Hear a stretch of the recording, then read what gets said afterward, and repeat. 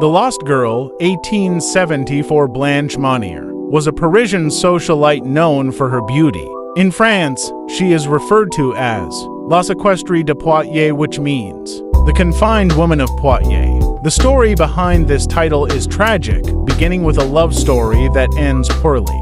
This is tales of parents taking measures to prevent their children from marrying someone they do not approve of. Span the spectrum of human history, but in some cases, the measures they take are so drastic that it simply defies logic.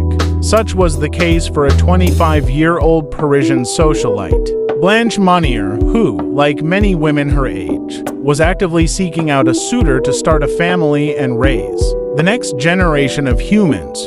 Blanche fell for a lawyer. The man happened to be under financial strain and was on the older side. Blanche's mother, Madame Lousy, wouldn't hear of her daughter marrying this man, feeling he was beneath her. But who was she to tell Blanche who to love? After Madame Louise decreed that Blanche was not to see the man anymore, Blanche refused. But, of course, her mother wasn't going to let that be the end. So she proceeded to appeal to her daughter's pity for her mother, begging her to end the relationship.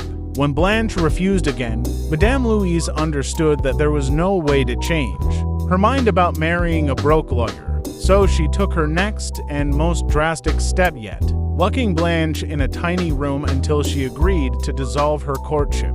Madame Louise knew this was a drastic action, but she felt it was for the best. Besides, who could possibly endure such a fate for that long? Surely Blanche would relent sooner rather than later, right?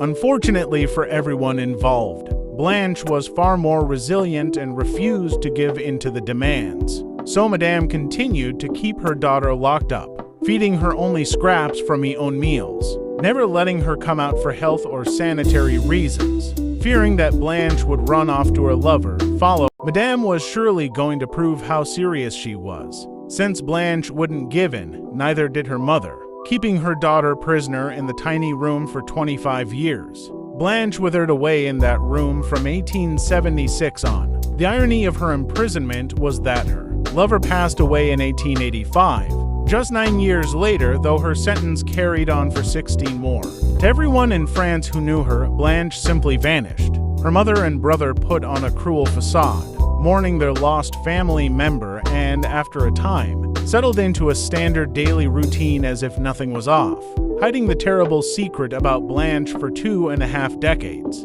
Years later, in May of 1901, the Parisian Attorney General was sent an anonymous letter describing a horrible and inhuman treatment of a woman being kept captive in Poitiers, France.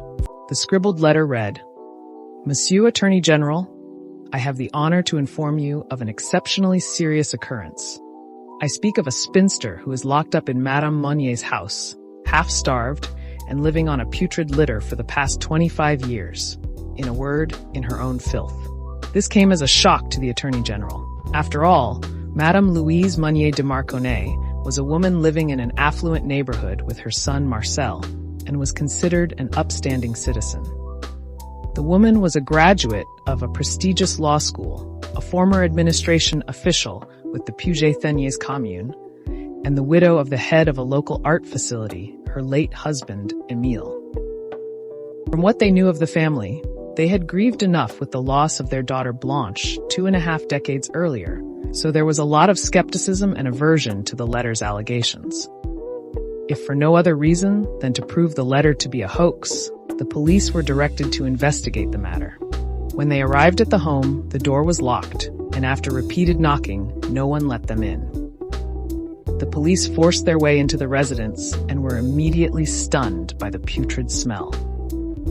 Further investigation into the source of the smell on the upper floor of the home led them to the attic, where they forced open the entrance. They found a casement window blocked off by heavy curtains coated in a thick layer of dust. The shutters were locked in place, so they needed to be removed from their hinges in order to let in any light. Once the musty chamber was coated with sunlight, the investigators were shocked by what they found. There, covered by an aged and filthy blanket, huddled in the back corner of the room, was Blanche Monnier. Somehow, she was still alive, despite her skeletal appearance. She wore no clothes and rested on a rotten straw mattress, completely soaked in feces and urine. She was badly malnourished, weighing in at a mere 55 pounds. One can imagine the shock to general society when Madame Monnier, the winner of a Committee of Good Works award for her contributions of massive generosity to the city, was arrested. She confessed to her hideous crime once imprisoned, but died a mere 15 days later.